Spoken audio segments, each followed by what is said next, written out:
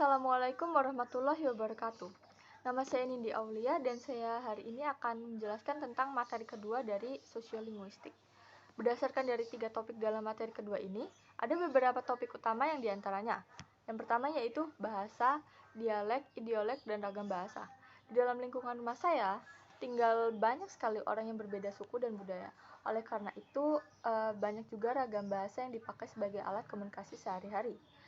Setiap bahasa memiliki dialeknya masing-masing, seperti contoh ketika berbicara dengan orang Jawa dan Lampung, orang yang menggunakan bahasa Lampung itu pembawaannya cenderung lebih keras dan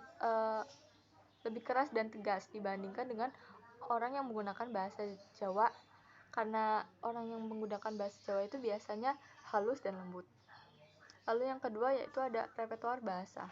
Dalam keberagaman bahasa di lingkungan tempat tinggal saya, seseorang pasti memiliki kemampuan dalam menggunakan beberapa bahasa dan keberagaman di bahasa tersebut. Seperti contohnya, orang tua saya sendiri, mereka bisa menggunakan bahasa Indonesia dan bahasa Jawa. Lalu di dalam bahasa Jawa tersebut, mereka juga bisa menggunakan beberapa tingkatan dari bahasa Jawa tersebut, seperti Jawa halus dan Jawa kasar. Lalu yang ketiga itu ada variasi bahasa. Di zaman sekarang banyak sekali bahasa slang atau bahasa gaul yang sering dipakai untuk berkomunikasi. Seperti contohnya ketika saya berbicara dengan teman sebaya saya akan menggunakan bahasa yang kurang baku atau bahasa slang untuk bahasa sehari-hari kita. Lalu yang keempat ada bilingual dan gramatikal. Rata-rata penduduk yang tinggal di lingkungan sekitar saya adalah orang yang bisa menggunakan 2 atau lebih bahasa.